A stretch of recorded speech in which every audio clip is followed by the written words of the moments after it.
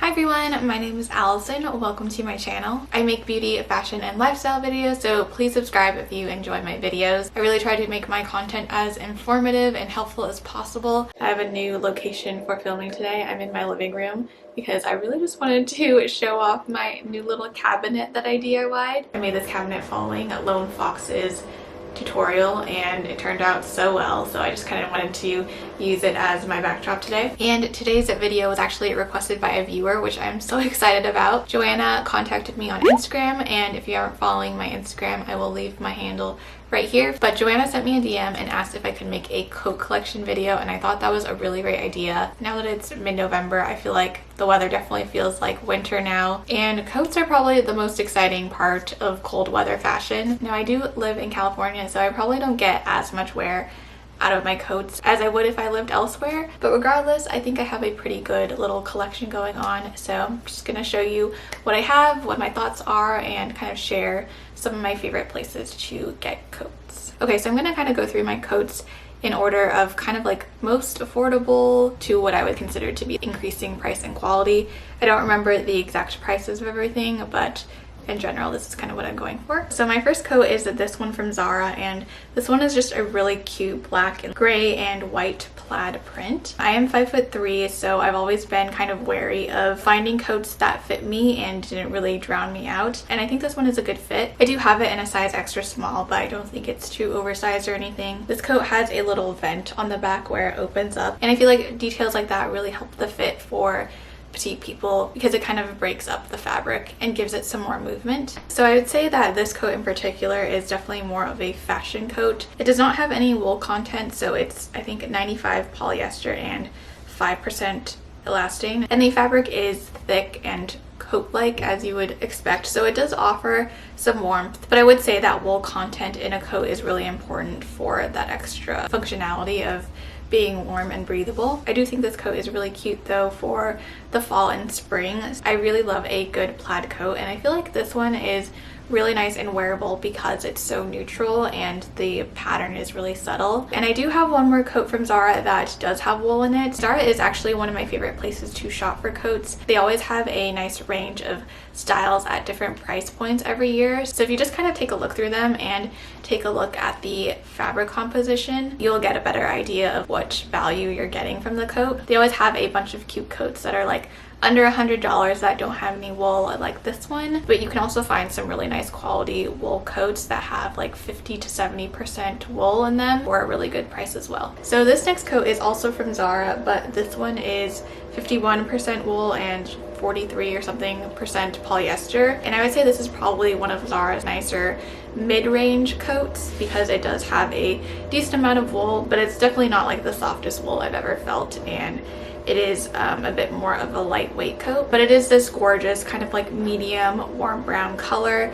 that I feel like just goes with everything and is perfect for fall. This one is a wrap style coat, so it does have little belt loops that hold this tie, and then you can just kind of tie it up essentially like a bathrobe, and I really love coats in this style. I think they're just really comfortable, and they're also a little bit more flattering and feminine because you do have the option of kind of cinching in the waist if you want to. This coat also has side pockets, which are my favorite. The plaid one that I just showed has more of like the patch pockets where you have to put your hands in like over top, which in my opinion isn't quite as comfortable as just like slipping it into the side. So I do really like that touch on this coat as well. My arm is getting tired from holding these coats up, but this coat has two slits on either side.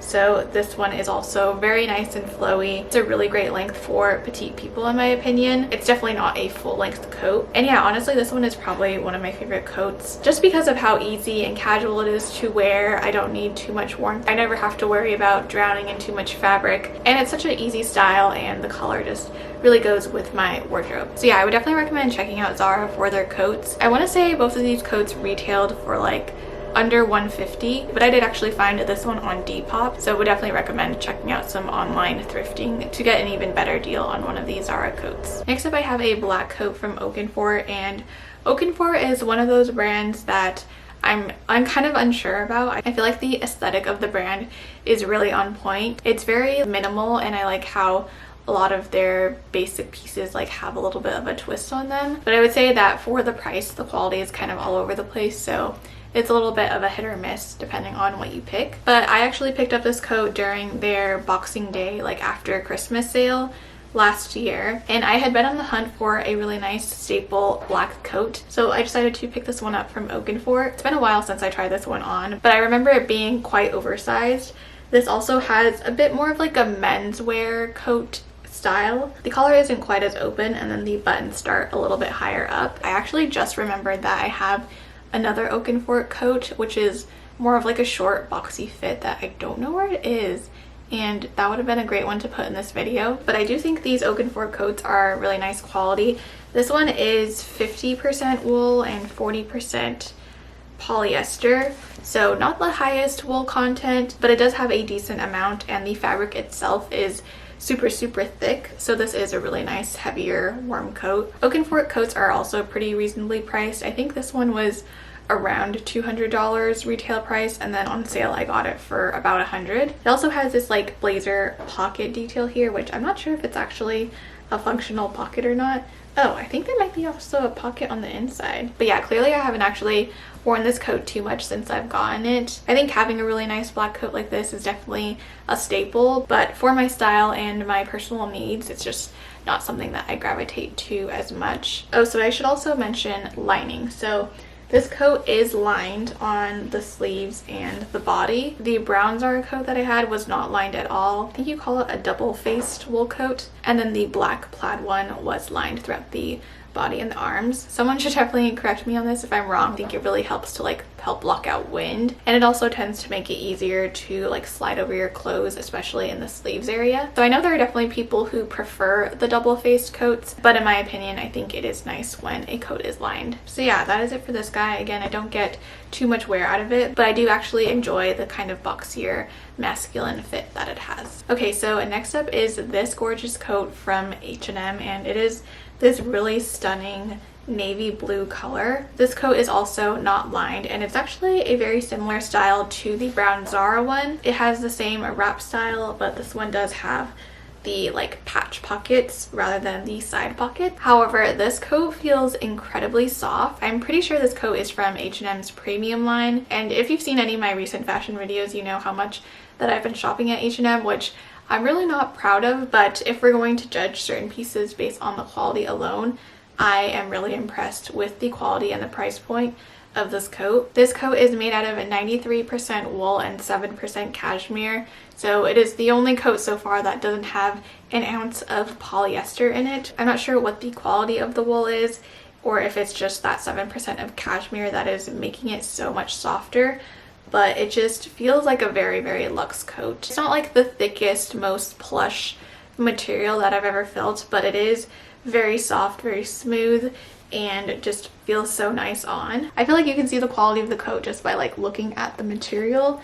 It just looks so smooth and like rippled, and of course the color makes it look super luxe as well. And I don't entirely remember the price on this one, but the retail price was somewhere in the $200 range, and then I used like a 30% off coupon. So if we're being honest, this one is definitely going to be your best value. And if you're looking for a wool coat without any synthetic materials in it, then I would definitely recommend checking out the H&M premium line. If it wasn't obvious already, I do love this coat, and I find myself gravitating more towards it than the black Oaken one, which is arguably a bit more versatile. But I do just really like this wrap style coat. It doesn't have any slits in it like the other one, but because it's not a super long coat and it's worn open like this, so it can be really nice and flowy. Again, I just find this one a really easy and comfortable coat to throw on. I do find that H&M coats tend to run pretty oversized. This one is in a size 0, and I have tried some of the more oversized styles that they have, and the extra small was even too big for me. Alright, next up is a coat that I've had the longest out of the ones that I'm sharing with you today, and it's a little bit hard to show on a hanger, but it's definitely a bit of a different style than all of the other coats that I have. It's also the shortest one that I have, and this one is probably